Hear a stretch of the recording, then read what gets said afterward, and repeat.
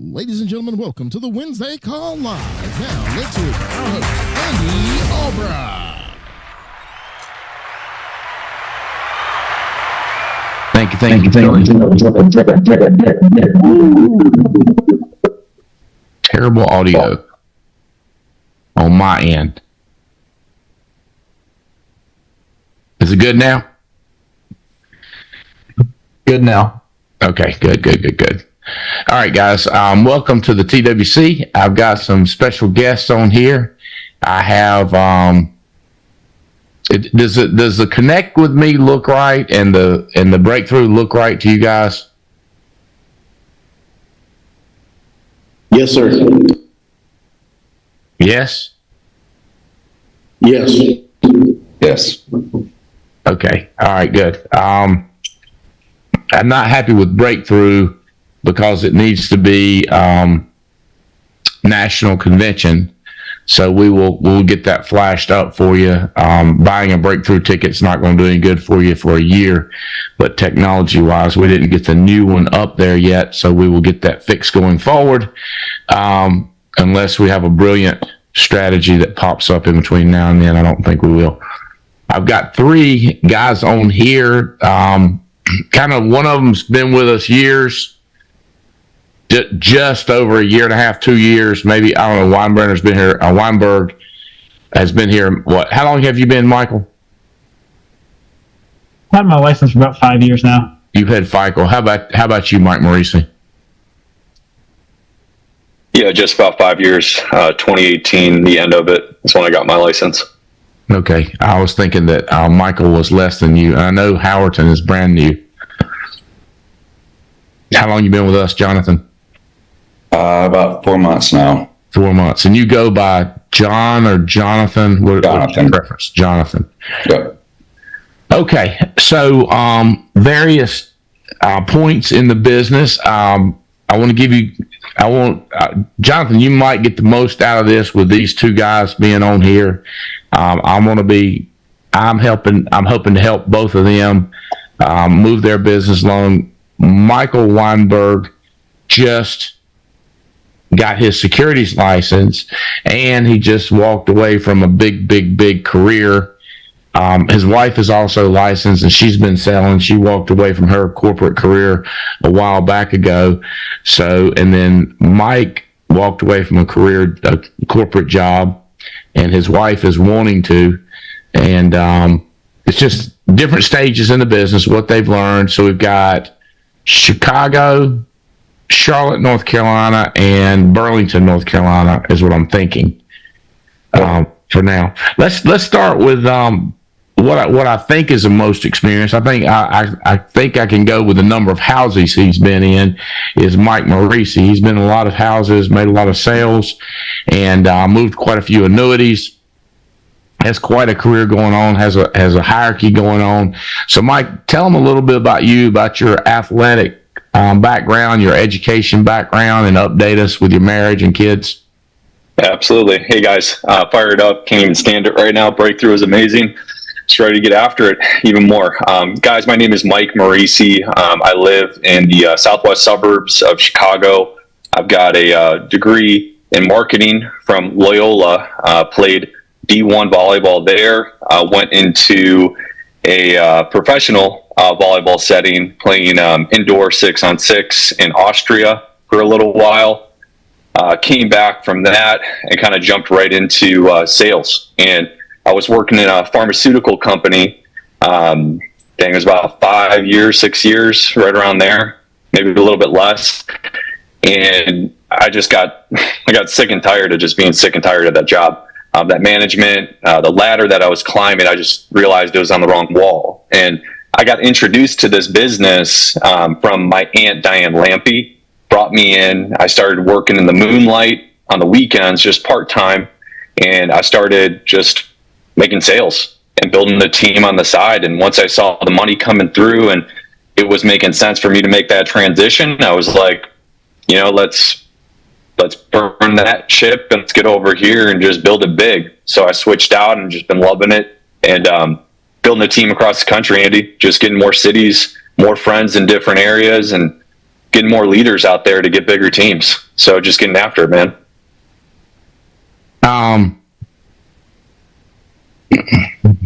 Sometimes you know people's attention span goes like this and down. Did you tell them that you got paid to play volleyball?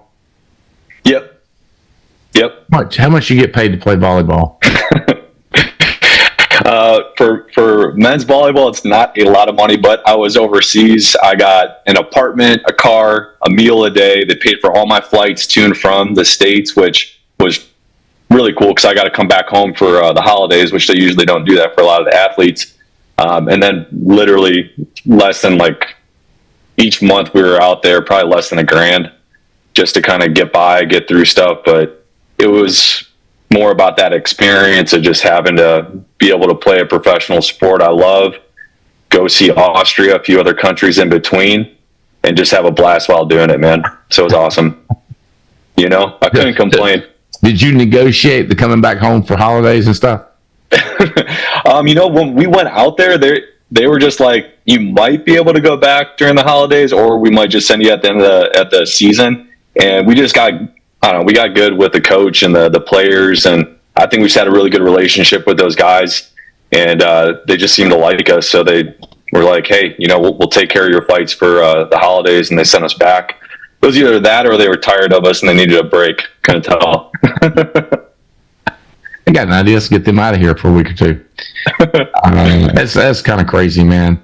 And what was your undergraduate? What's the degree in? Marketing. Marketing. So, yep. And you were in sales. So, like, you've kind of always been in sales and marketing, other than volleyball. Yeah. I did advertising sales for a little while downtown Chicago, and then jumped into the pharmaceutical industry for a bit.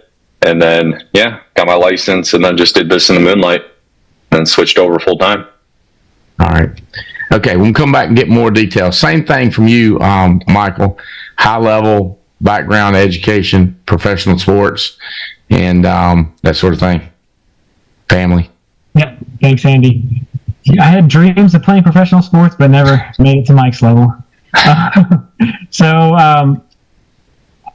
Graduated from NC State with my civil engineering degree, and then went and worked for a public utility.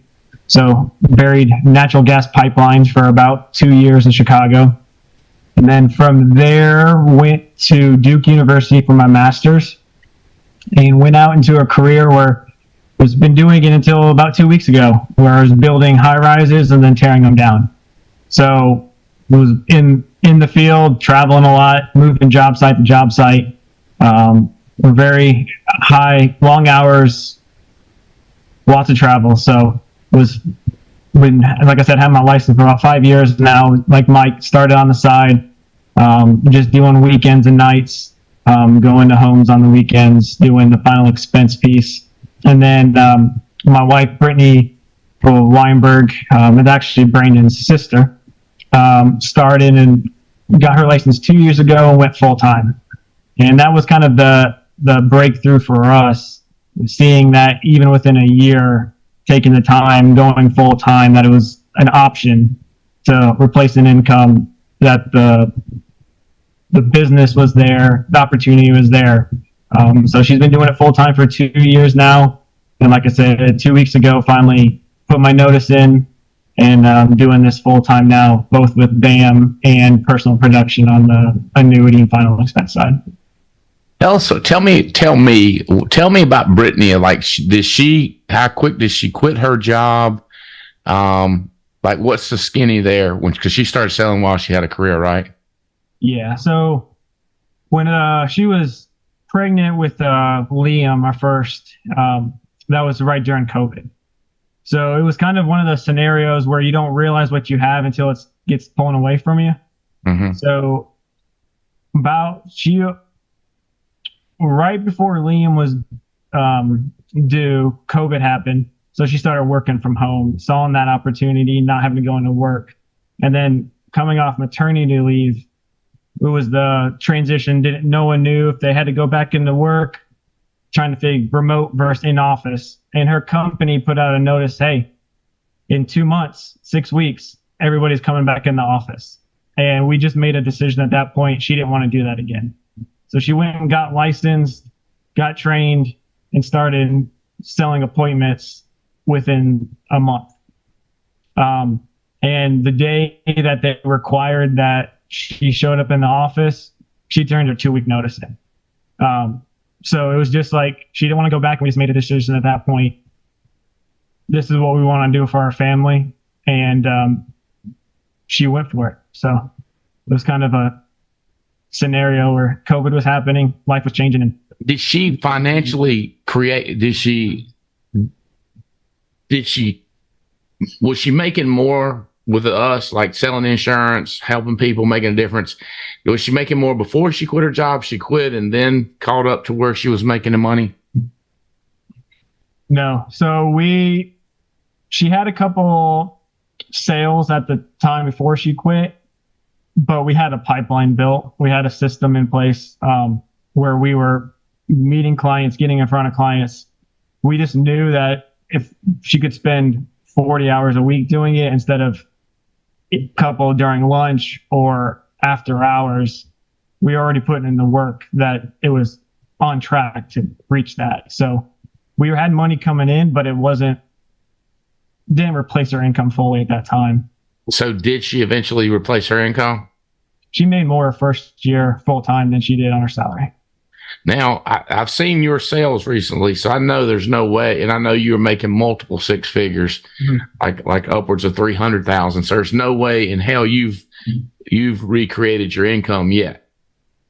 No, it's the same scenario though. I was looking back at my pending, because I've been helping people with Brandon's team and a few other teams on the annuity side with BAM. And prior to quitting, we had about 400,000 in between some annuities and managed money we had put in place. We are at about 900,000 right now in pending. So different annuity stages on the transfer and transferred over to manage with BAM.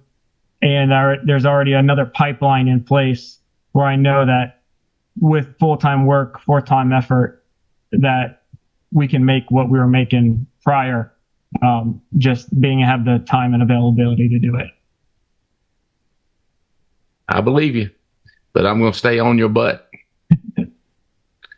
because people quit and then they don't get there, and somehow they don't remember. I played this video back for them. I go, do you remember this video where you said?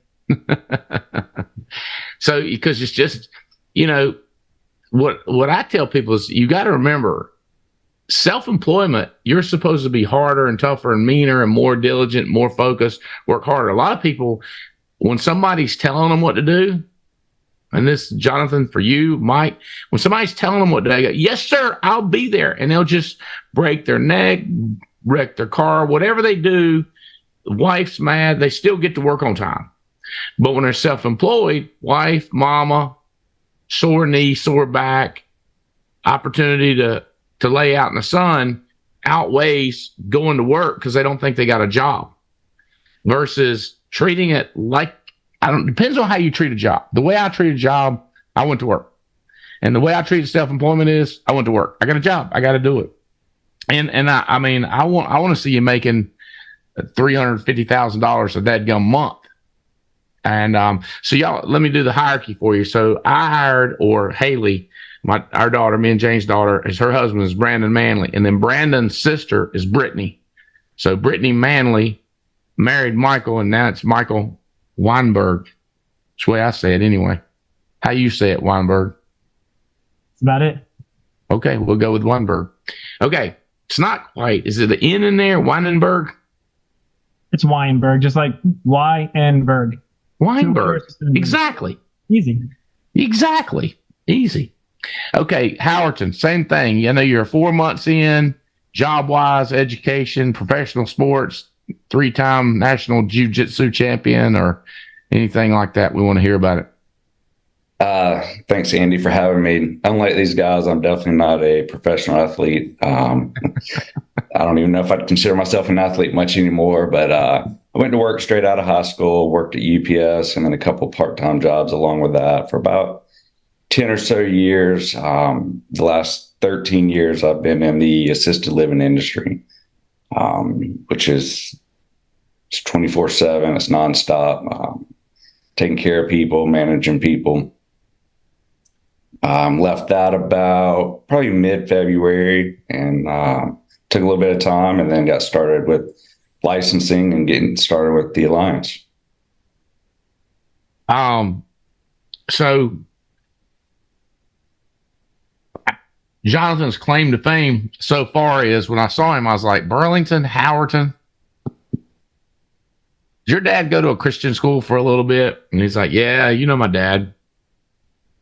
And so I'm thinking your dad's a year younger than me, but I think we were in class from the 3rd grade until the 7th grade together, which was 117 years ago. So I'm going like, I guess he could have a kid your age. But that was kind of cool that he remembered me and we remembered each other, even though I don't know if we've seen each other in 35 years. Yeah.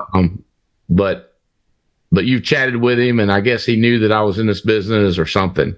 Yeah. Through some other cousins and other Alamance Christian school people. Something like that. Yeah, I sent him that picture from Miami, and he immediately knew who you were and said you hadn't changed a whole lot since elementary school. So that is funny. I'm richer than I was in elementary school. That's funny. Hey, he's the same. He's about the same intelligence and everything as he was in 3rd grade. That's funny. Oh man, it's Ron, right? Ron Howerton. Is that Brent Howerton? Not Ron Howerton, the movie star. Brent Howerton. Yep, that's right. Anyway, did he seem like he went to a Christian college? No, I don't. He went ACS all the way up through 12th grade, and no, I'm saying after that, where'd he go? I don't know if he went to a Christian college after that or not. I don't remember. I don't know that he went to college, honestly. That's funny. You got any brothers and sisters we're gonna recruit? Possibly. I got my 11-year-old daughter. She's chomping at the bit, ready to get started as soon as possible. He's got a few years. Can I give you some advice on that? What's that? Is she the only one you got? She is. Well, first of all, to get a kid to like anything, it's got to be fun. It has to be a short attention span, no hassles, no discomfort. Okay. So like, let's say I wanted my kids to like baseball. So what we do is we go to the baseball game about 2nd inning with nobody in line. Go right to line. Go right up there, get checked in. We come in. There's no waiting. Everybody's screaming. Go right to the food. Cotton candy, pretzels, get some food, get great seats under a shelter, where you're not going to get wet or hot, and go in there and just eat and talk about it. It don't matter. Just there, have a good time, and then leave about 7th inning or maybe even 6th inning. Just stay about 3 or 4 innings. Just ready to have an absolute blast and eat like crazy. You with me? Absolutely. Like they don't need to know waiting in line. They don't need to know it's 9 innings. They don't need to know the 7th inning stretch. You with me? Absolutely. And just get them hooked on it because it's going to take them a while to learn it. So I think most people make the mistake of, well, I want them to understand how it really works. Not in the beginning. You don't want nobody to know understanding. You don't even want to know how life works in the beginning, or else you wouldn't do it. You'd be like, I ain't going through all this. Right. I ain't going through all this rejection, no pay, taxes, government. You know what I'm saying? Discrimination. I ain't going through all that. Fired up about life. So you get them hooked in on the fired up part. So it's the same thing with this business or whatever you want them into, college, whatever university you want them to go to. You don't want to like sign up for one of those tours. Boring, stand around, not shit you want. What you want to do is come rolling in.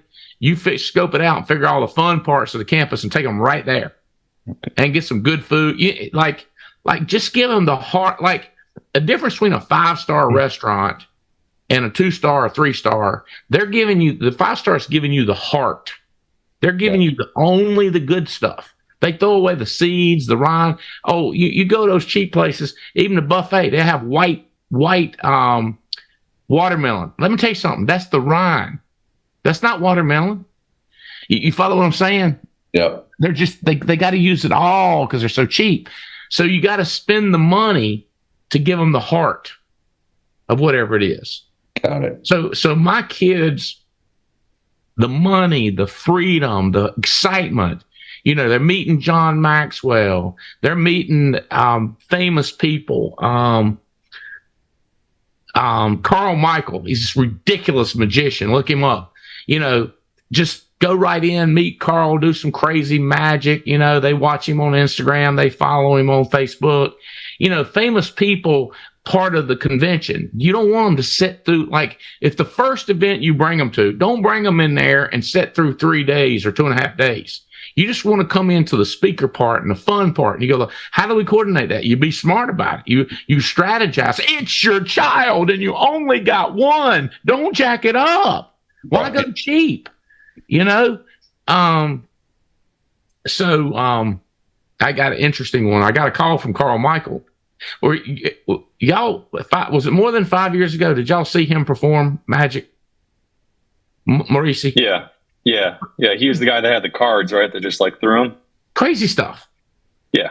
Crazy stuff. He did something to my wife about, he had a guitar pick with her favorite musician's name on it. And he went through this and she said the name and he gave it to the pick and the name was on the pick. It was nuts.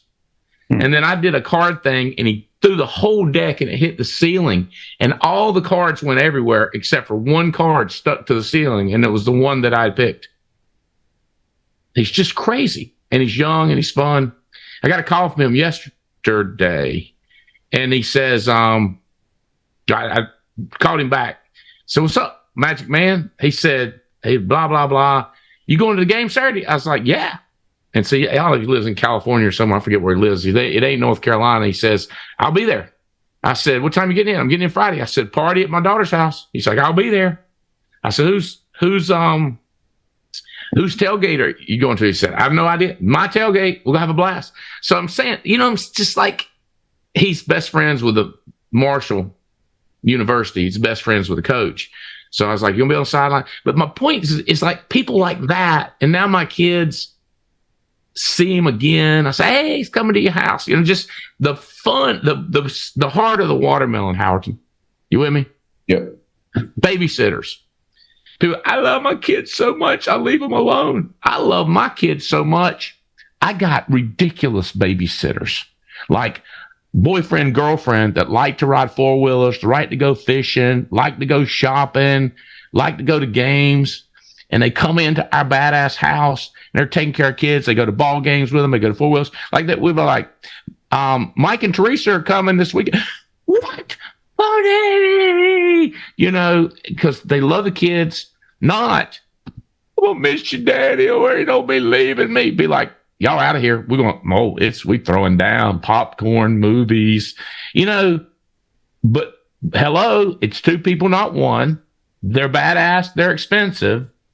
They're our children. Oh, I love mine so much I stay home. I said, I love so mine, I went and got rich. I love my kids so much I got rich while they were having fun. Oh, also set the example to my children that you travel as an adult. You want to be Brian Adams? I don't want to be rich as Brian Adams. You want to be rich as me? You want to be rich as Dave Chappelle? You want to be rich as Kid Rock? Who you want to be rich as? Name them that they don't get in a plane and go. And they don't take their kids. Now, they take their kids to the fun part of what they do. Tracking with me? Yep. I don't know. I'm pretty crazy about stuff like this. Lunatic about it. And by the way, we had two couples that would take care of our kids because we expected yes. Because immediately if they stalled, we'd bring in the other ones. And it was a competition. And once a person it's kind of like first string at Notre Dame or Ohio State. Don't show up late. Don't miss a game because there's somebody there to back you up. If you're a powerhouse, and me and Jen, a powerhouse couple, right? And what's your wife's name, Jonathan? Are you married? I am, Ashley. Yeah, you and Ashley a powerhouse couple. Don't be wusses about it. Don't be D3, D2. Step up. You know, just be psycho. Okay. But I'd serve them the heart of the watermelon. That's for you. Hey, I'm starting to like your kids, Michael. Especially after me and the oldest had that bonding experience down at Atlantis. He still talks about that. How old is that joker? He's 3, getting 3.5 almost. 3.5. If that's crazy. That he remembers that was how long ago? Was that 2? Was he 1 or 2? He was almost 2 at that point, I think. Yeah. That joker was screaming Howerton. I said, let's go. He walked away. He was screaming to the top of his lungs. And I was just whistling, meeting people, introducing him to people. He was just losing it. But everybody else was like, we love you, Andy. We're taking this kid away. And I was like, I got him.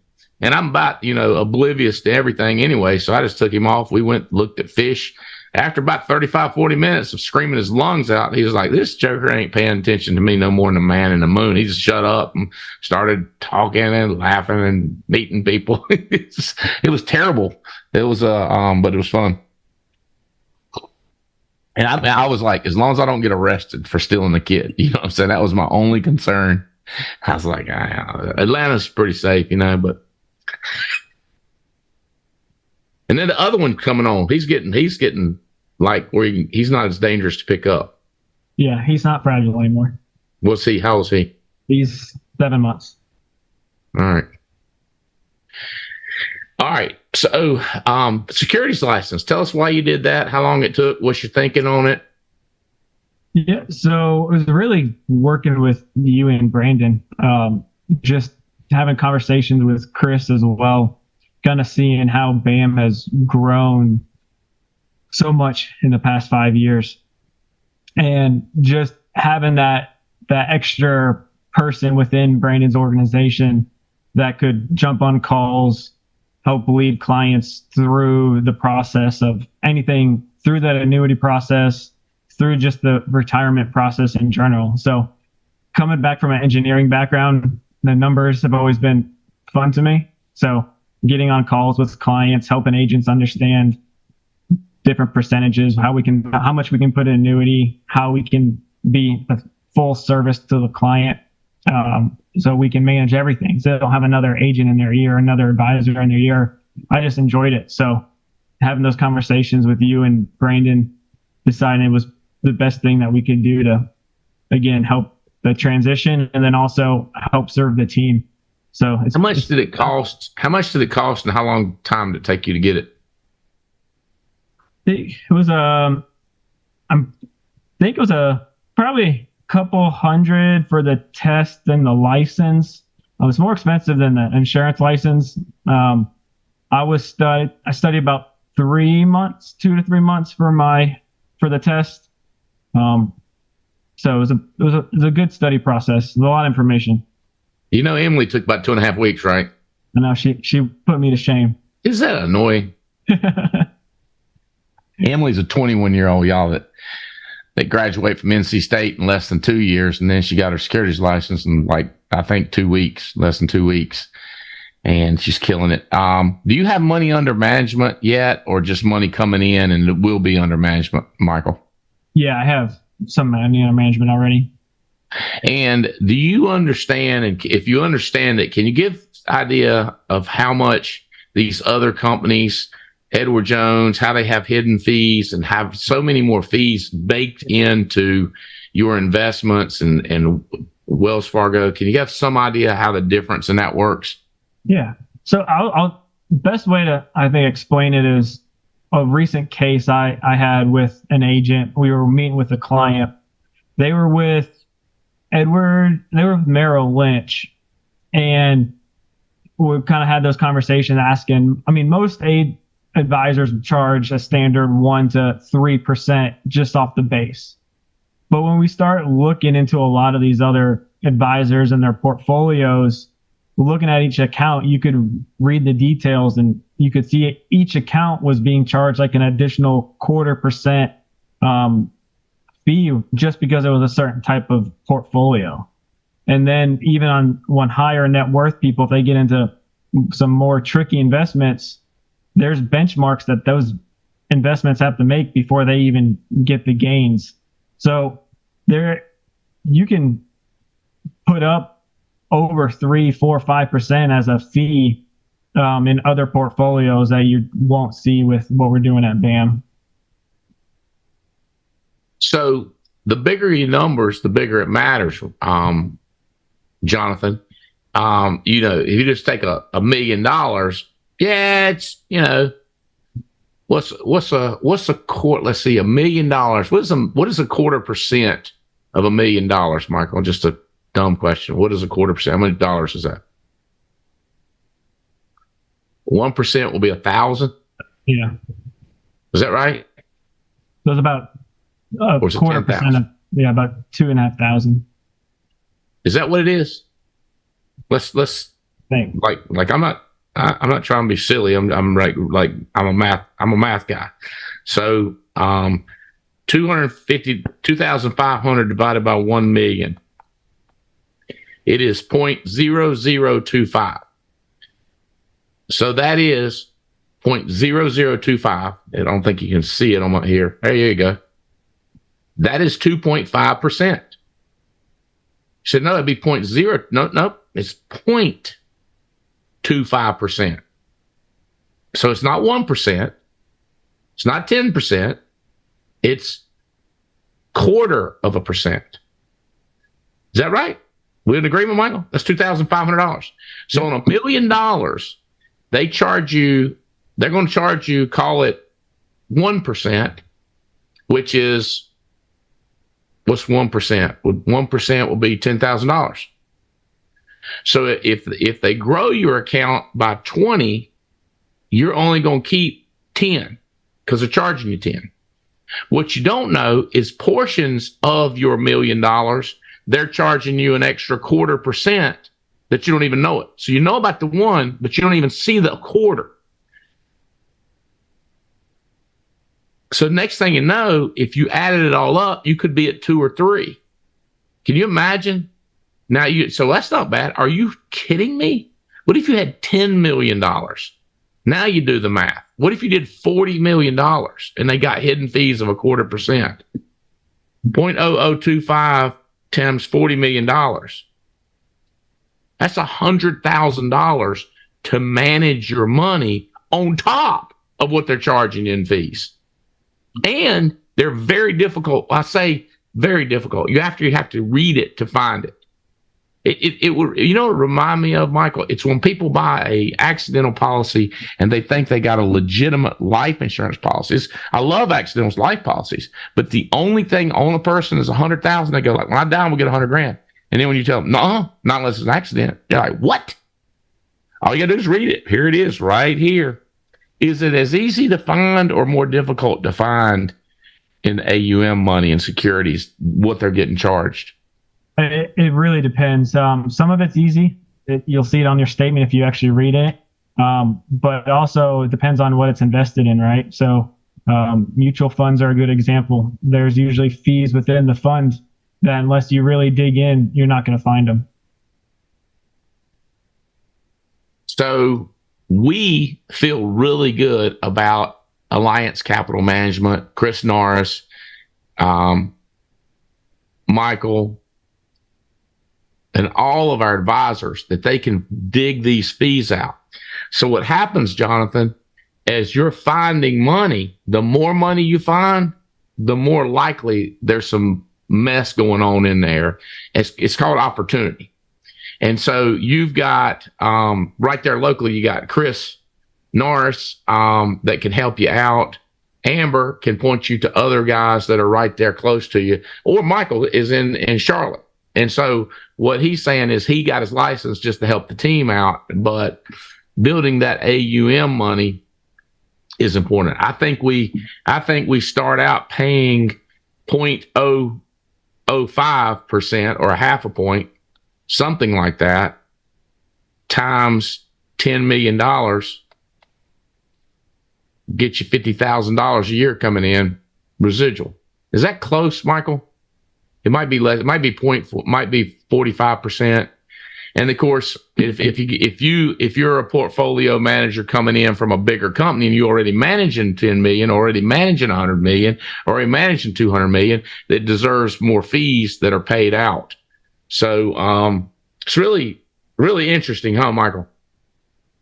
I've enjoyed it so far. It's a new, like, just being in Breakthrough and talking to Ethan and Landon and the revisor team too, Chris, Amber. You learn more and more each day, and just interesting to find new ways to help clients kind of that's in sync with what we already do. I like it. Okay. And as far as sales, you're doing just big leads, different kinds of leads, like a big variety, right? Or am I missing that? Yeah. So doing a large lead investment for both annuities and then kind of some other IUL markets.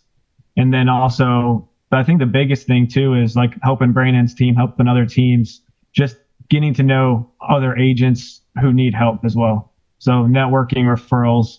But the biggest thing personally is the lead investment into annuity leads and meeting with clients. That's actually what I have right after here. I have 2 back-to-back meetings for second and third meetings to move some more money. So it's large investment to continue moving forward. So the other thing I like about what we've evolved into is a career. You start with the most simple mortgage protection final expense. You can go back to it. It's base hits, guaranteed $500, $600, $1,000 pop. You write it, you get paid, dumped in your checking account.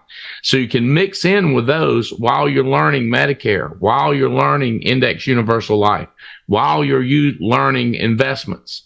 And if you ever want to step into investments, or you can just start talking with one of the advisors and learn it, but never actually get licensed for it. Now, you can't get paid for it. You get a referral fee, and you can become best friends with an advisor. Good things can happen, but to get paid the full commission, you would need your securities license. And if anybody's interested in that, we don't like to scream at you. Got to do it. We don't care.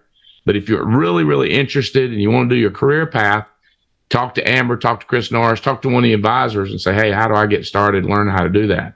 And we are signing up people every week and they're going through it. I just don't want them to stop what they're doing and kill their income. It's just knock it out and let's keep moving. So, Mike Maurice, talk to them about Chicago, about your final expense, learning to go door to door, hearing shots fired. You've told me some crazy stories already, and you're still out there knocking this stuff out. I think you're in one of the top ranked positions in the company right now. You start telling them what you do and how you move business. I'll pull up the rankings. Absolutely. So yeah, I work a lot of the internet leads. So I get internet leads that have like the beneficiary on them, or they ask like 16 other questions. And yeah, I'm hopping on the phone. I'm going out face to face with these guys. So I'm setting up the appointments on the phone. And if I get a no-show or, a quick appointment, whatever it is, I'm knocking on that door as soon as I can. And the real cool thing about these internet leads, Andy, is like you get them in a text message too. So like I'll be in the field, I'll get a text that, John Smith just filled out whatever lead, and I'll click on that address and see how far I am. And I've door knocked, I've gone straight to the home.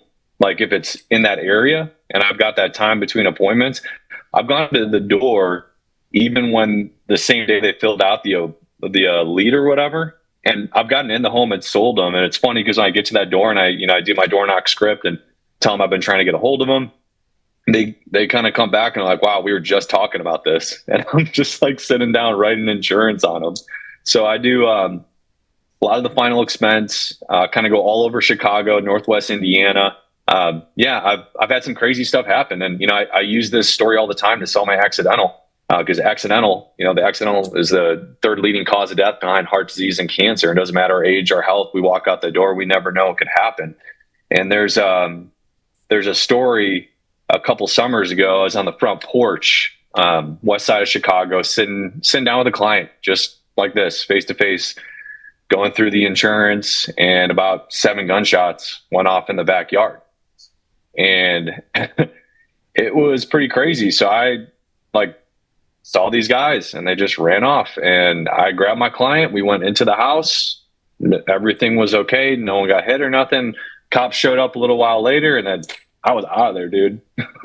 But if I would have gotten taken out by one of those bullets, God forbid, Kate would have gotten at least 350 grand from my accidental death coverage because I have that exact same plan that I show every person I sit down with.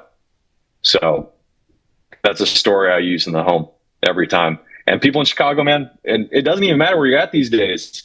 I mean, you look at the news, you never know when that stuff could happen. And, you know, people in the city, they just get it. They know it happens. So it's just like, boom, they push that green button on it right away when I show them. What's your email, Howerton? My email? Yeah. jahowerton05@gmail.com.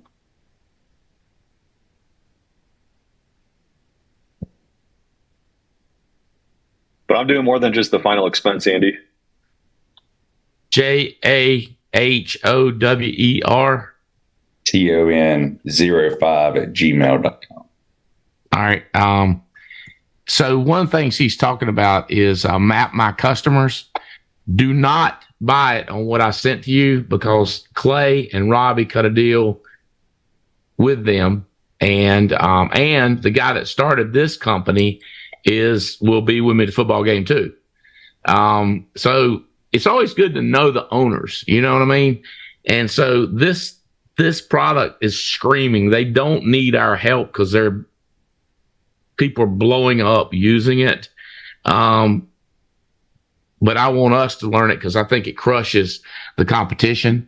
So just check it out and then talk to President's Club, talk to Clay and ask him what the deal is. And we are integrating it with the ARC. So can you imagine, like right now you're having to put them all in one of those things that maps your customers. It's not map my customers. It's something that maps your customers. But what if all the leads, as soon as they came in, they went right into the app? Woo! I know, right? So we're just trying to make your life as highly productive as possible. But check it out. And Clay will start blasting it out to President's Club members and telling them about it. And I'm sure there's other companies out there that are fine, but I'd like to know the owner, know that we got a deal, and know that it's evolving like the art keeps evolving, and know that they're, married into us. So what he's saying, what Mike's saying, I've heard so many people say this. We used to call them speed leads back in the day, Mike. And you get the lead. When you get the lead, walk in the door. When you get the lead, call the people. When you get the lead, it's the speed determines because we've had people go like, are y'all have a video in my house? Do you have a direct connection with God? We just thought about this and then y'all are here, because they don't even remember. Most of the time people don't even remember hitting something, filling out something on the internet. They're like, we were thinking about it and you showed up. If you can't sell it, if you can't sell something when they're freaking out that you knew about it, you ain't good in sales. Annuity wise, Mike, what's your strategy on finding money? Maurice, what's your strategy on finding money in the house? Kind of give us some tips. Give Howerton some tips. Asking the right questions. When you're getting through the green sheet and you're sitting down and you're going through your ATM, as intentional I am when I'm asking if there's any family history of cancer so I can sell cancer policies, I ask about the questions about their finances too. So what do you have in your 401k and your IRA? What do you have in your savings? What other assets are going to go to your family? God forbid you don't wake up tomorrow.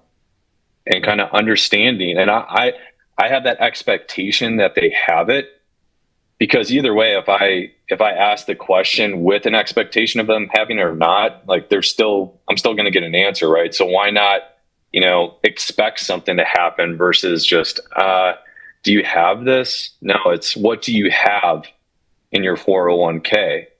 And I picked that up from Marcus Richardson, and I'm finding money left and right, man. I'm going to an appointment tomorrow. I've got 2 appointments with Bam tomorrow with Chris, and it's funny because it's like now that I'm looking more, I'm trying to find, you think of Jeep Wranglers, you're looking at one, you're going to start seeing them all over the place, right? So it's kind of like that same idea. Like I'm just expecting everyone to have money. It doesn't matter if I'm going into a trailer or to a really nice house in the suburbs of Chicago. I'm like, they got money. I'm going to ask about it. I'm going to find it. And I'm trying to bam as quick as possible so I can get back in there and use the experts to step in and answer all those little questions that, you know, are the big deal to the clients that I may not know every single detail. So I lean on those guys to help me close those. So, and I'm just trying to get better at it every time. I like it. So listen to this question I'm asking Jonathan. So Jonathan, if you could wave a wand and this just changes you, changes your understanding, changes a skill level, changes, we ain't changing the leads, we ain't changing the products, is if you could have a magic wand, now, what would it change? Like, what would instantly you get better at? What would be the skills or techniques that just, what's the magic wand? What does it change about your situation, Jonathan? I think it would definitely be digging into the questions like Mike just said, you know, finding that money, kind of going into it is imagining they already have it, and you're going to find it. So let me summarize. You would like to be able to ask better questions. Yeah. Is that? Yeah. Better questions, more direct questions, you know, kind of already insinuating that they have the money and how can I get my hands on it and help them? Another way to say it is like, I would like to get better at finding money. Yeah. Get better at finding money. Okay, I got one. Ask better questions. Ask more direct questions. I would like to get better at finding money. All right.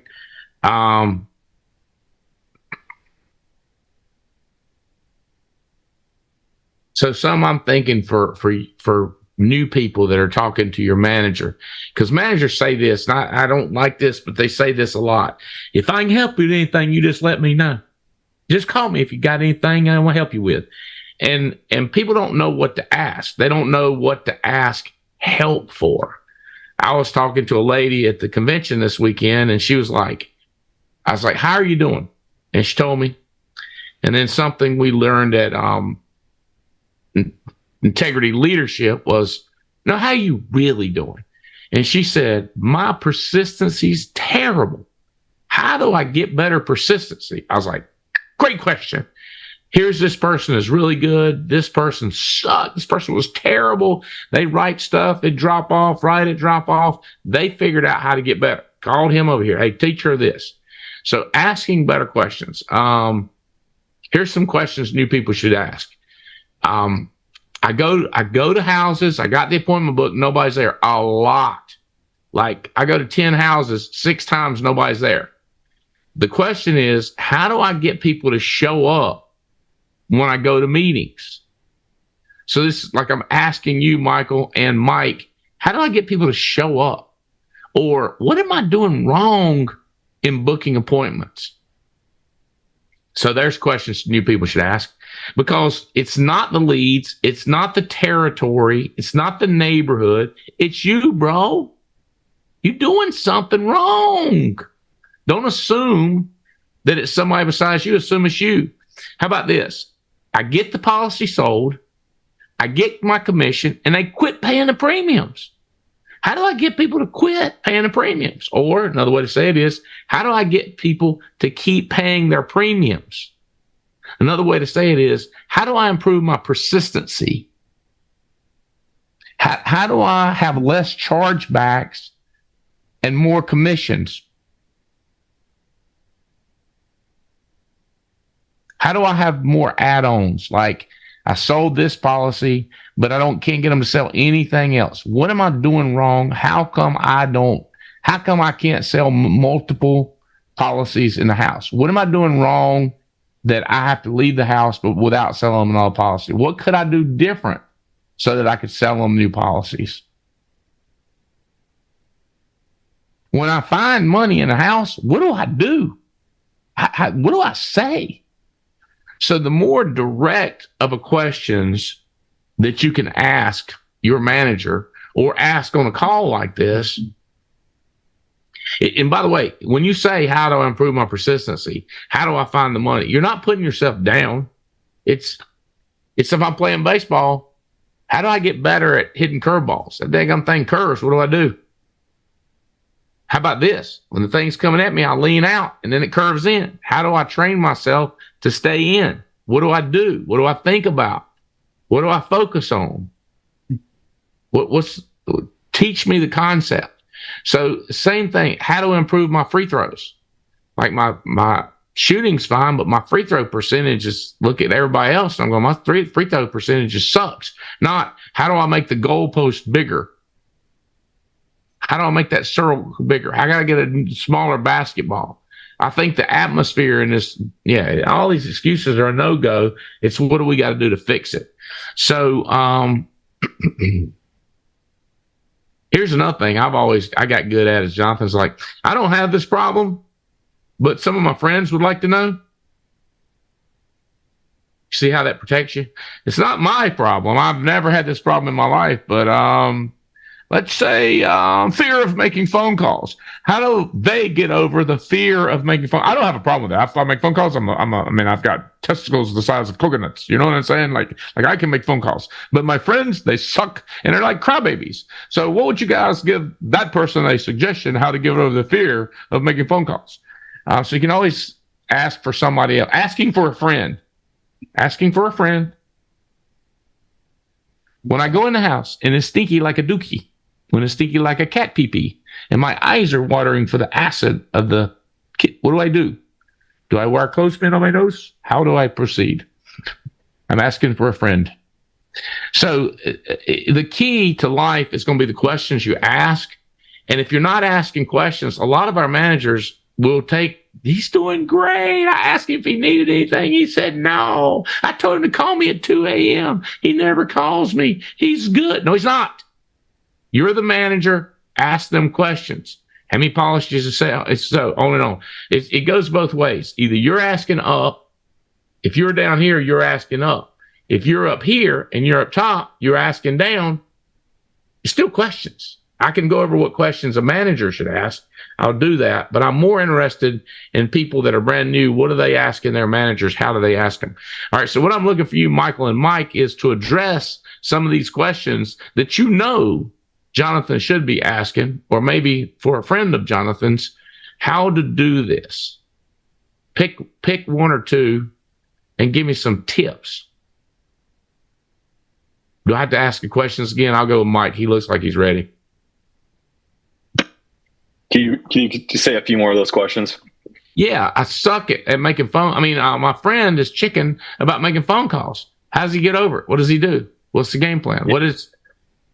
You have it on the calendar? You have it on the schedule? I don't know. I don't know if he does or not. I don't know how he does it. So is that what I should tell him to get it on the calendar?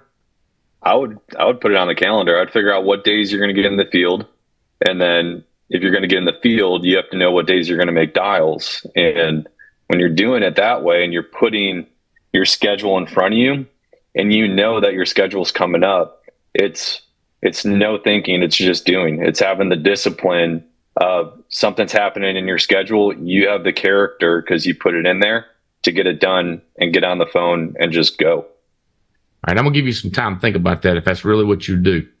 And because I don't want you to come back and go, well, that ain't really what I would say to him, but all right. It's critical. This is critical because he's asked you a question and then you're doing what you're doing. So, Michael. Yeah. One thing that, I would always do too, is if you have the availability to record either your dials or get on a training with a seasoned agent or your manager, get on there and let them hear really what you're saying. Right. I that's one thing I did when I first started is recorded my dial session. And then even before sending it to them. Okay. So we've moved away from scared to call and we're into no shows or something like that. Right. Right. That's what you're answering. Correct.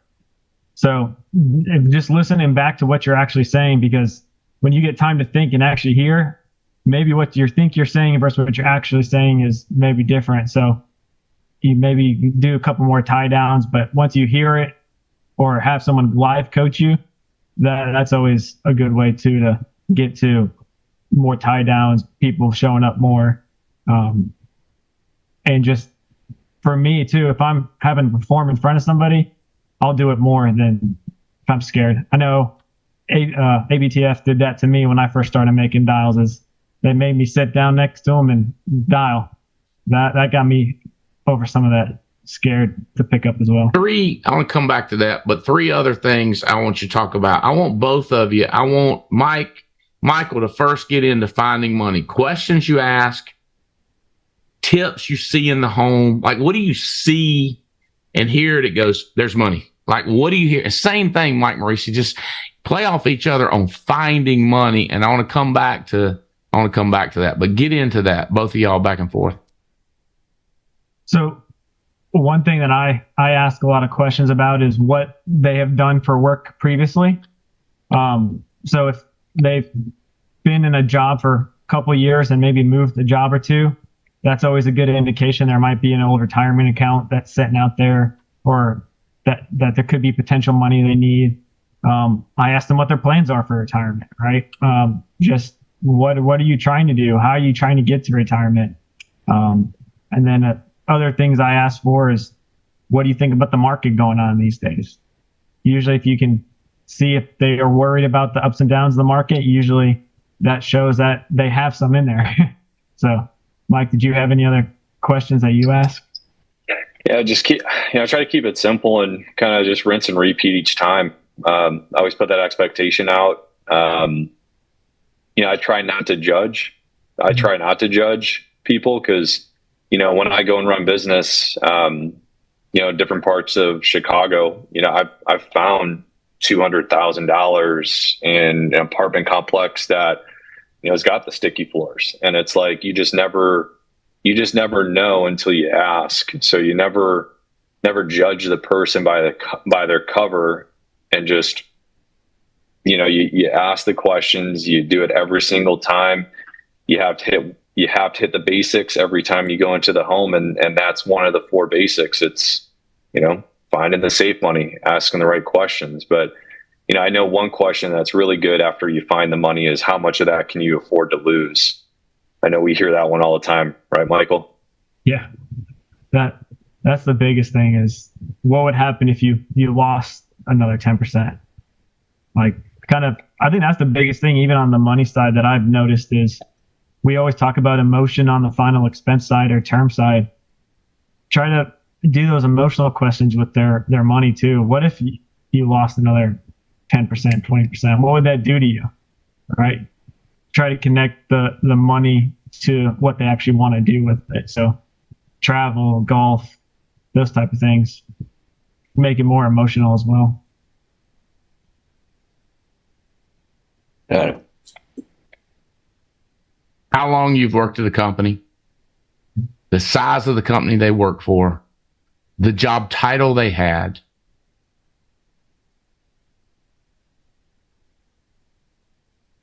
If somebody died from cancer, if somebody died from heart attack, did they have life insurance? Did they have money? If their aunts, their uncles, smelling that money. I smell money. Some agents I talked to, brand new, talked to them a little bit, and I'm thinking, they got some money. Other ones I talk to, and I go like, they ain't got no money. It's the same thing in the house. True that, Maurice? Michael? Yep. You start looking around, you see some of that pig something bourbon, you'd be like, that's nice bourbon right there. Right? See a Maker's Mark up there, you go like, they ain't broke. See some expensive tequila?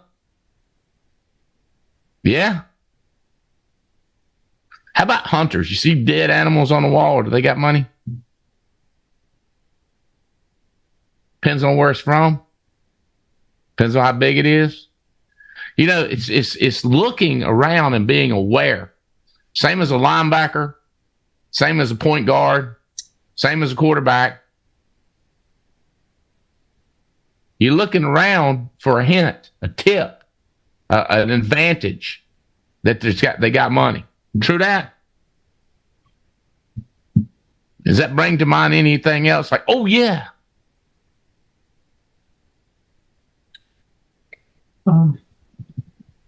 Car in the driveway when you come in.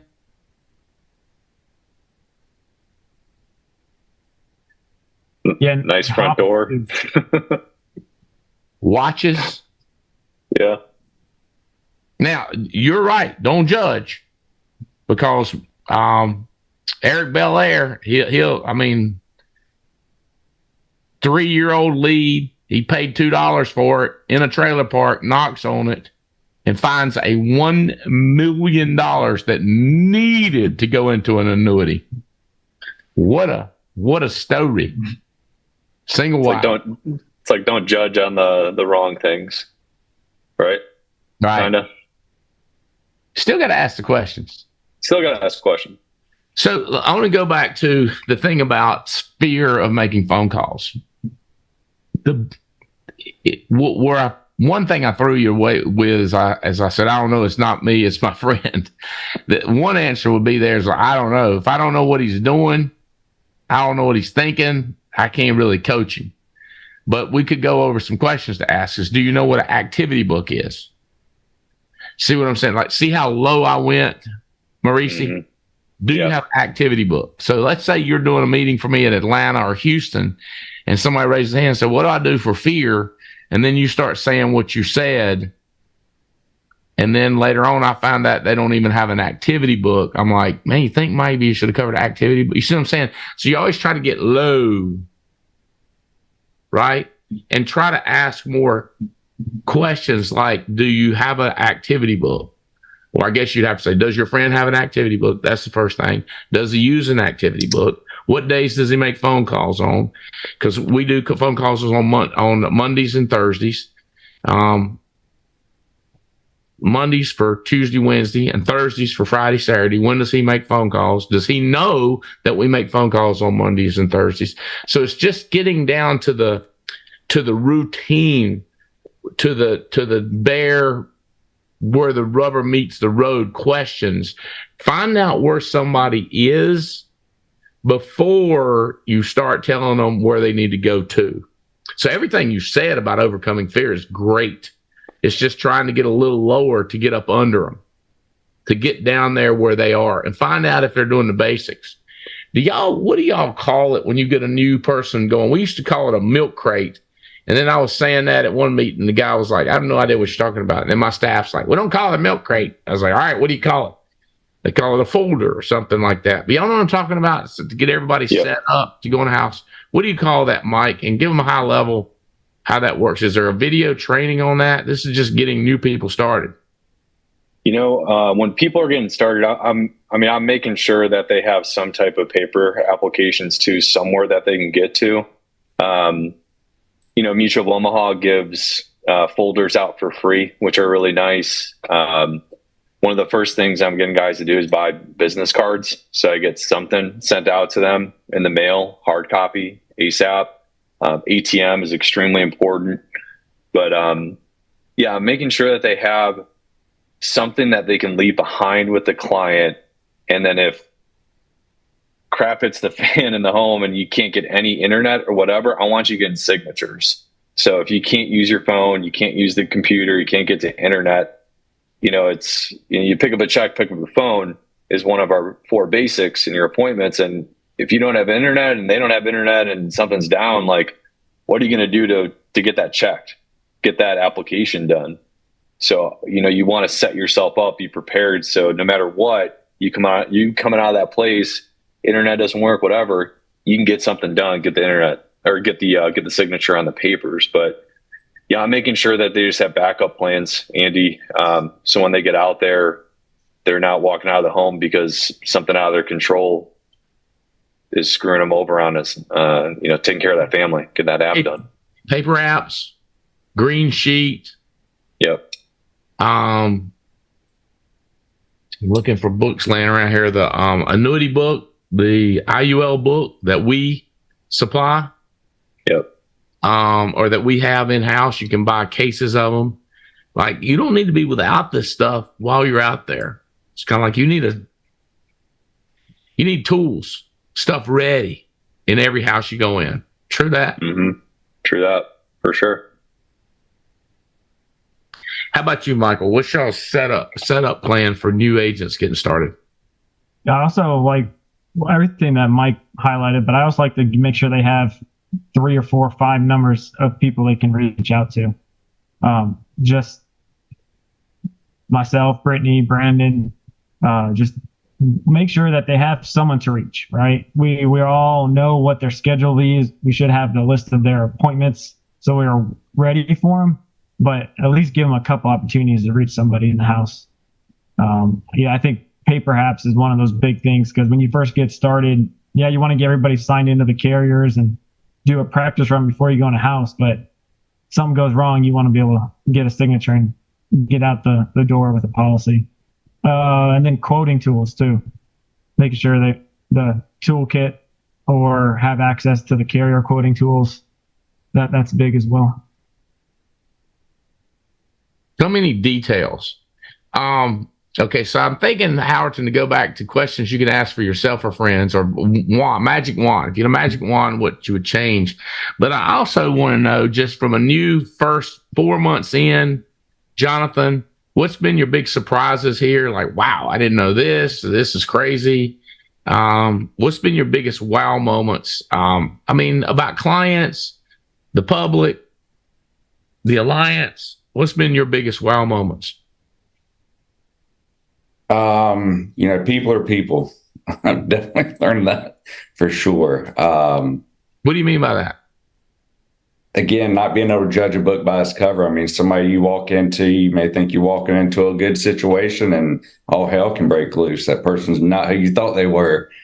Or you could think you're walking into a single wide trailer with a hole in the middle of the living room floor, and you find money, or you find, multiple applications in that one home. It goes back to not being able to judge a book by its cover for sure. So what's your projections? You think you'll be able to figure out how to make more money doing this than what you were doing as a UPS operative? Absolutely. You haven't hit it yet though, right? I mean, you're not yet. It's going though. It's going in the right direction. Is your discipline kicking in what you need to be? It's getting there. Like I said, I came out of the assisted living industry. It was 24/7. There was always something that needed to be done, calls that needed to be answered, people needed questions answered. Finding the discipline here has been a little tougher than I expected it to be, but it's getting there. Coming out of breakthrough, creating more of a set schedule for myself. Yeah. Gosh. So you see the questions I'm asking Jonathan, right? Like I'm fishing. This is like I was doing on stage with a 21-year-old kid, right?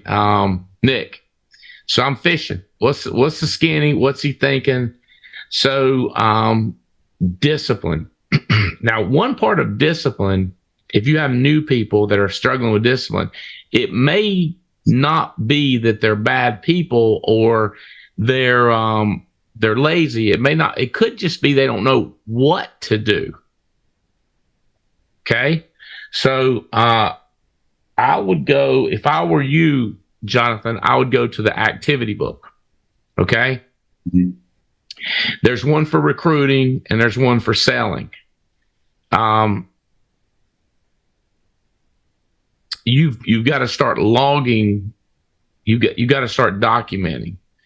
And at the end of the day, when you look back, you will either have put in a great day or you will have goofed off. Like, that's the whole deal. So there's a range, hey, I killed it for 16. I killed it from 8 a.m. to 8 p.m.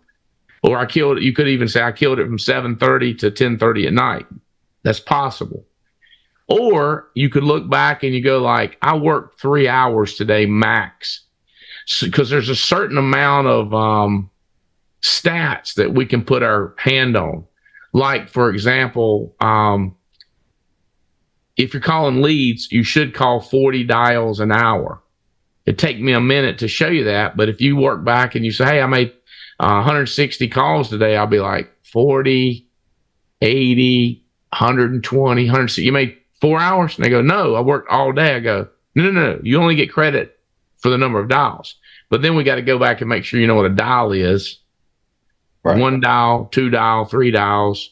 You know, some people think they don't comprehend whether it's calling a lead. So they think if they called a lead 6 times, that's 1 phone call. No, that's 6 phone calls. Right. And I would teach you, if hopefully you've been taught, you know, what a phone call is, where you go to the part of the phone where you have the numbers, and you hit the numbers, right? You hit it ain't gonna show it because of the lights, but you hit the numbers, then you hit the green button, it redials, you let it ring, and you just hammer. So it's almost like there's some people that go to the gym and they just fart around, pick up a weight, but they don't know they don't hit the gym with a game plan. Like I like CrossFitters, they all this same every day. There's legs. You go to gym, you got his legs, and you go to gym, there's his arms, and it's kind of the same way with us. If you don't have a game plan when you sit down on what you're going to do, you end up like those people in the gym, just wandering around, meeting people, meeting girls, and talking to friends, and find out who they're going to party with later tonight. They're not working out. It's the same thing in this business. Is how do you get productive? So, if you hadn't done this, so get your white sheet out and go like, Andy said, I've got to call everybody I love, and I've got to go review their insurance. So now you got a goal. You go to your family tree, you go get a picture of your family, you put it in front of you, and you start calling them and say, I am required to review your insurance policy because I love you. I'm coming over this date. And you take notes in a book or in your activity book what they said. And if you have a problem, you can go to your dad, you go to your mama, and you say, look, what's wrong with Aunt Judy? She lost her mind. I got to go over there. So you call Aunt Judy back the next day and say, hey, hate to call you back, but last night, like you've been like unreasonable. I got to do this. I got to come review your policies. Now, if you tell me you don't want to do it, then don't do it. I don't care. But your Aunt Judy dies and she ain't got no coverage. Do not post it on any of our social media. And I wouldn't put it on Facebook or nothing else. How sad you are. You don't care. You didn't care now. Why would you care later? Don't even go to the funeral. Now, if you beat her up and talk junk and publicly humiliate her, and you can put on Facebook, Aunt Judy's so dumb, she can, whatever you want to do, anyhow crazy you want to get, and then she dies, ain't got no insurance, you go in there and start talking trash to everybody. Yeah, I just want to let everybody know. So the crazier, bolder you can get, right, the more work you're getting done. The more you're in a little shell, the less work you're getting done. Okay? Got it. So, the next thing is recruiting and selling. So if there's aunts and Judys and mamas and uncles, I'm selling. Okay.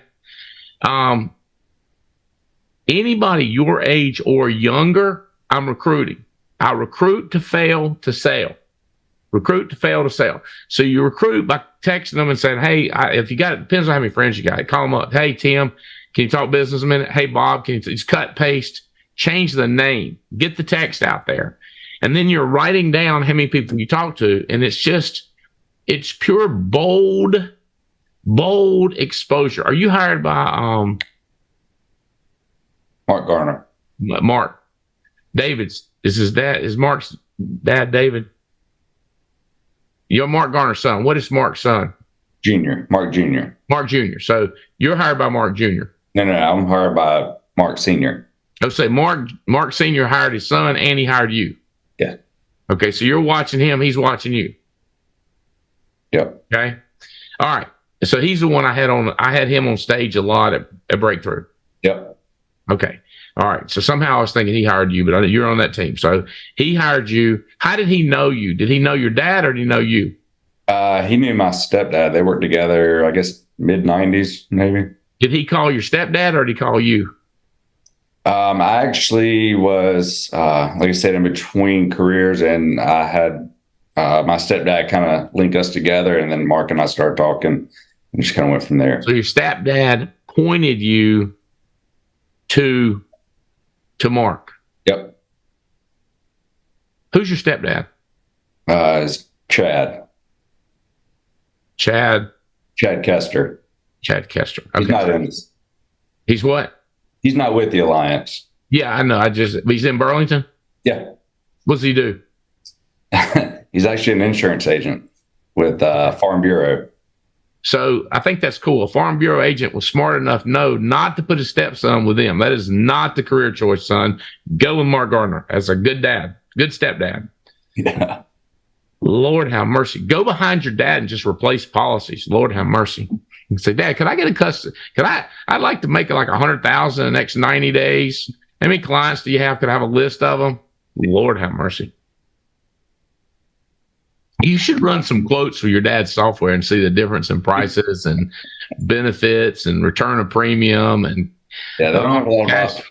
Huh? They don't have a lot of options, that's for sure.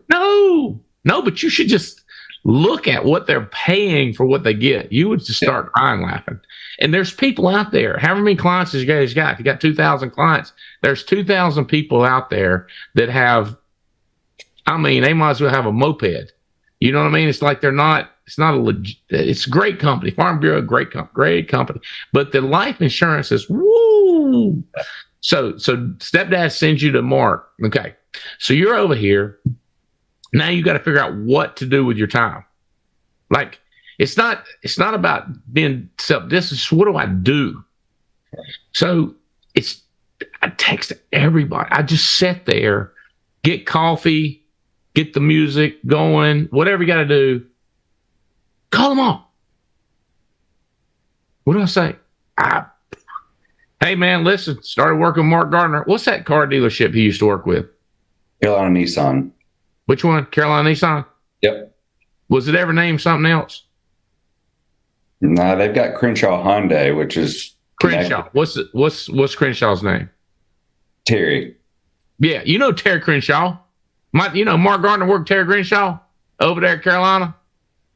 Carolina, what is it? Carolina Hyundai? Nissan. Carolina Nissan. You know them, right? Everybody knows Crenshaw in Burlington. Everybody knows Carolina, whatever you said. Tell me, yeah. He told me to come in this insurance thing, and I don't know if you heard about Albright. You know, the guy at Union Ridge, Western Alamance, got rich, got Jess and all that stuff. Anyway, I'm hooked up with him. Just thought maybe you'd be interested in doing this on the side. Just bam. I don't know nothing about it. Or, hey, it's perfect timing. Or, I'm doing good down at Laboratory Corporation of America. We got good benefits. I heard that was a great place.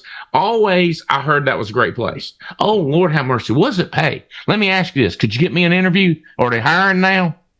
You're just 100% good about where they're at.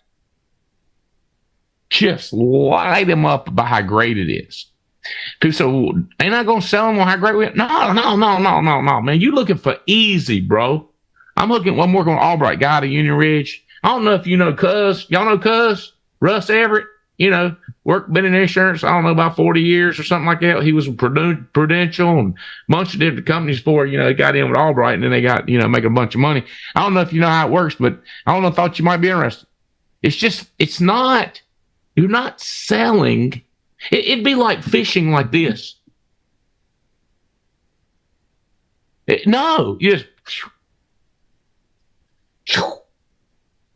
fish, Jonathan. No. See, that's the problem with a lot of people. They don't fish. You listen to country music? I do. Well, thank God. Because you got to get educated somewhere, whether it's country music or fishing or something. But, it's just, you got to throw it out there. You got to take a shot. I'm trying to think about country music says take a shot, but they're out there. You can learn that. So your deal is just to throw it out there repeatedly with enthusiasm and energy. And other than that, that's just your job. So at the end of the day, like if you text me today, Andy, I talked to 8 different people that where'd you graduate high school from? Williams. I talked to 8 different people that went to Williams High School. I'll be like, damn, what'd they say? If you talk to 12 2 of them going to say, perfect timing. This is a Jesus thing. This is a God thing. This is a spiritual thing. You'll be like, what? Did Albright make this up? If you get them on the phone, 2 of them out of 12 going to be like, it's perfect timing. You ain't going to believe this. You ain't going to believe what they did at work. Or guess what my wife did? And you're going to have to listen to that junk. And you got to be careful. Don't listen too much because they take you down a rabbit hole. So the funnier the story you can come back and tell me after talking to 12 people, that's where the energy is. It's the funny story. But here's the problem. If you're scared of what they're going to say or think of you, you need to go read social media for a while and read some leadership. You know how them social media people say, like, you need to not let people. I like the idiots that put on there. I don't let people. Don't care what people think. I remain solid no matter what. And I'm thinking, you ding dong head. I see your paycheck. If you had any boldness and wasn't worried about somebody thinks, you'd be doing it instead of posting about how you don't worry about what people think. That's exactly what you worry about. I can tell by your silly, what do you call it, passive aggressive post. If friends in your life do not support you, you must get out of their life. You must move on. Right? Whatever. How about making some phone calls and instead of post? You see what I'm saying? Like bold, cray, go after them. Just light their ass up. Got it. See, like I tell you, somebody you ought to call right now today if you ain't scared. It's Heather Morton. Just had a baby. Yeah. Daddy Stupid Rich. Call Heather and say, hey, how's that EXP thing going? I heard it's doing great. That's a great company. She goes, are you interested? Yeah, I'm interested in it. But I want to know, you interested in learning financial services on the side? Because I really might do that EXP real estate. If you're interested in doing this, we might trade. You do what I do, I do what you do. She'd be like, no, I ain't going to do that. So why not? You got to try it. She'd be like, I don't want to. Say, all right, well, at XP, don't go. You just let me. How about your husband? What's he do? That's what she calls me every time she gets in something new. She calls me. I respect that. What is she, like 29 or 28 or 30? She calls me every time. And I take her phone call. I say, Heather Moore, what is she in now? Call her. Sell her. Everybody like that, call them and light them up. Okay. Does that help on what you do? Now, after they say no, you say, Heather, let me ask you this. You don't want to do it. I get it. If your husband dies today, do y'all get life insurance? Yes, I do. He's got it at work. Good. Do you know how much it is? Let me ask you this. When I come over there to review it, can you all give you a chance to recruit me in that EXP thing one more time? When I come over there, can I look at your policies and just get, because Albright's going to fire me if I don't review some policies. And how about that child? Do you know about the be your own banker thing? Have you seen it on social media? You know, everybody, Ed Millett, Anthony Robbins, they're all talking about, have you seen it? Have you got it? Don't, God's sake, don't call my stepdad Farm Bureau. They ain't got nothing close to that. Have you seen it? You see what I'm saying? Be bold on recruiting, bold on selling, call the next person. Yeah. Now, at the end of the day, how many people you talk to? You text me, you text Russell, you text Leventovich, you text Mark. Here's what I did. And you're going to get feedback on the stupid activity. How old are you, John? 38. All right. So you old. I was 37 when I started this. I started a year younger than you. So you got to get moving. Yep. But listen, dude, I'm not kidding. 200, 400, 800, multi-million. That was the numbers. And that was with we didn't have what we got. But my boldness, bro, you don't forget, one of my buddies, I tell you what he told me. I said, dude, you need to get in this thing with me. He said, Albright, you ever eat so much honey, you just feel like you eat so much you can throw up and then you can't eat no honey for a while? I said, yeah. He said, that's the way I am about working with you in these schemes. I feel like I don't eat too much of it. His name's David Ryan. I said, how you going to argue with somebody who tells you how sweet you are and how sweet your product is and how great your product tastes, but I had so much I can't eat no more? I thought that was the best excuse in the world. My boss at Textiles, I got him in his business. I went out on a few appointments, you know, and I tried to get him in it. I come back next day. I said, hey, what do you think about this business? He said, I'm out. I said, why? He said, you can't get drunk and do that business. You got to go out driving everywhere. I like to stay drunk a lot, and you can't build this business drunk. I'm out. I said, what are you going to do? He said, you know what I'm going to do. Keep refinishing furniture. Go out there and drink beer like crazy while I'm refinishing furniture. I said, well, that makes sense. How you going to argue with that kind of logic? I love it when people give you great reasons why they want to do it. And I mean, I just feel like that's a good reason right there. But on the other hand, somebody says, I tried. I give it a shot. That's who you're looking for. They say, I tried. I give it a shot. Whatever, mate. I ain't doing nothing else.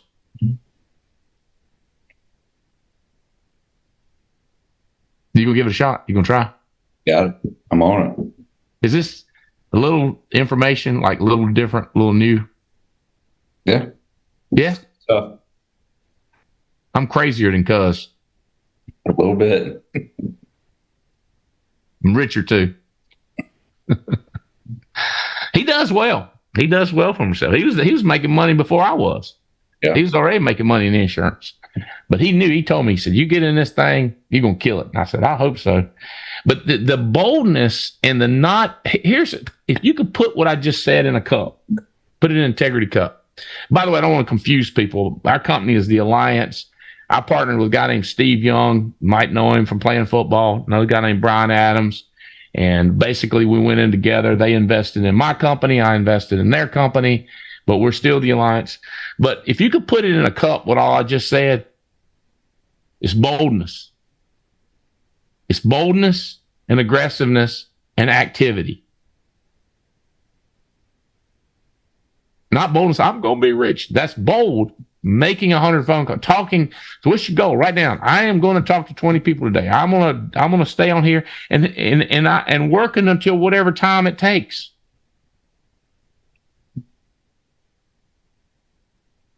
Mike Morisi, Michael Weinberg. Perfect. Michael Weinberg. So I'm going. Michael Weinberg. All right, Michael. What do you think? What say ye? Does this help you? It does. I think the big thing is, like you said, you got to be bold and just work. That's all it is. A couple bold, and a couple work. Yeah. I could sell y'all right now on going to war. I don't get paid. There's movies I could sell y'all. You got to watch this movie. And one of you, it's like that book. I don't know. Where am I put up that book, Economics in One Lesson. Yep. You know how many people went and ordered? You know how many people went? That's cool. Certain amount of people going to say, that's cool. Certain amount of people going to order it. What say ye, Morisi? Well, first off, that's an awesome book. I remember reading that in Aruba a couple years ago. I think Brian Tracy brought it up. Remember when we had him on a TWC like a while back? He brought that book up, and I picked it up, and I was reading it when we were in Aruba. You loved it. So I just love it, man. Absolutely. Read it again? Absolutely. It's the book of the month with my team. I did a contest this week with the guys on my team. I said, hey, you submit a couple apps, I'm going to buy you the book of the month. Achievable contest, man. You make $1,000, I'll give you a $10 book. Okay, I'll do it.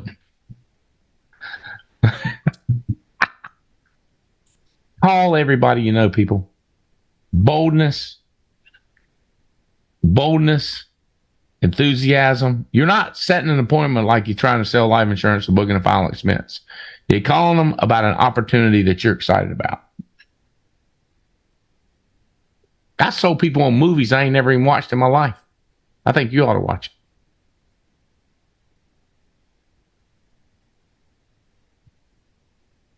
All right.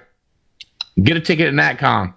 Connect with me. All my phone numbers. Don't call me and waste my time. Call me and tell me we're going to do something big.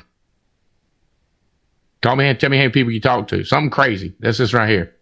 Right here is tickets to NatCon. Never have we had this much excitement around a convention. It is in Las Colinas, Dallas, Texas. You fly into Dallas, Texas, Dallas International. You fly in, drive right over there to Las Colinas, right over there. It ain't far at all. We're going to blow this thing up. Marcus Setta's coming in. I'm going to be there.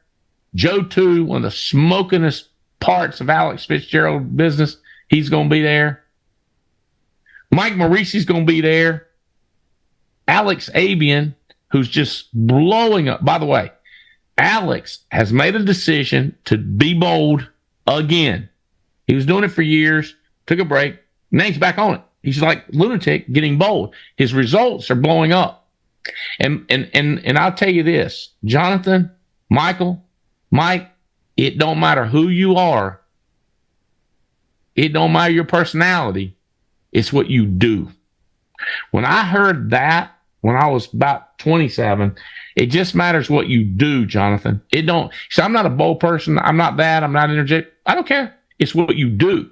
So you act energetic, you act bold, and you do energy, and you do bold, and then you are that.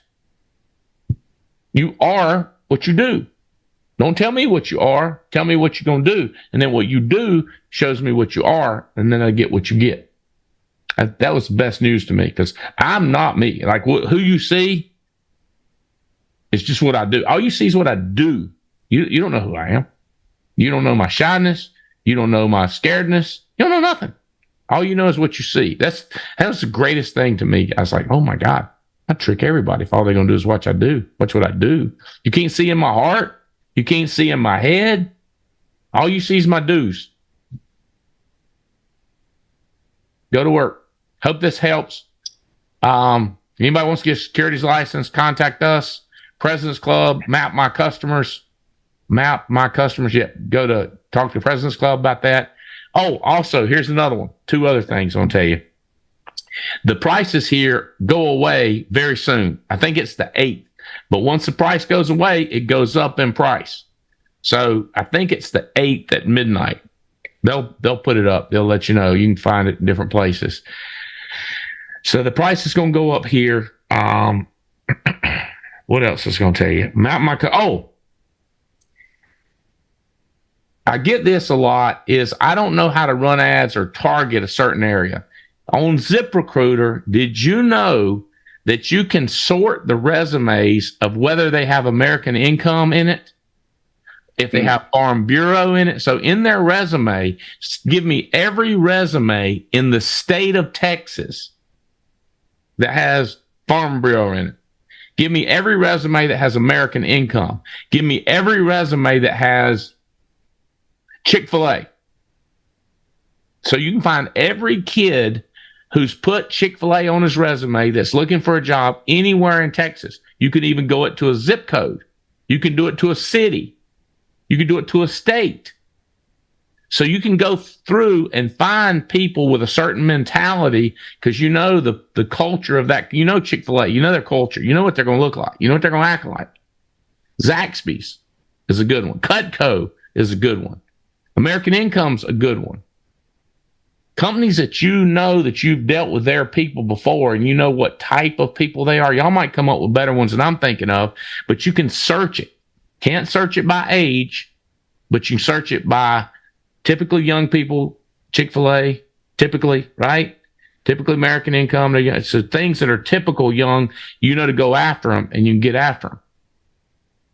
So then you can text them, email them, call them. You can work in that area.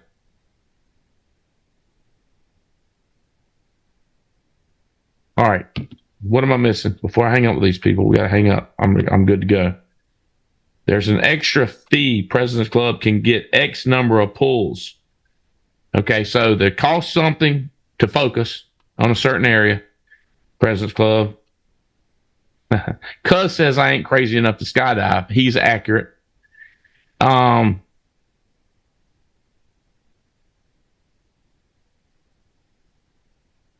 You're welcome, Mark Garner.